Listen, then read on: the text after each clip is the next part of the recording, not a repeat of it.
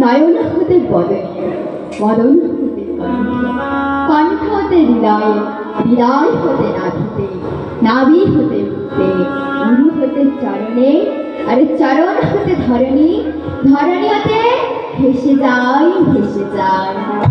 সেই গৌরের নয়নের জল হলো প্রেমের জল আর আমাদের চোখের জল হলো কামের জল।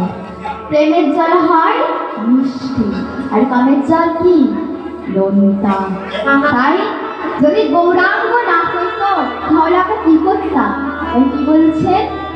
যদি গৌরাঙ্গ না হইতো তবে কি হইতো কেমনে ধরিতাম কেমনে ধরিতাম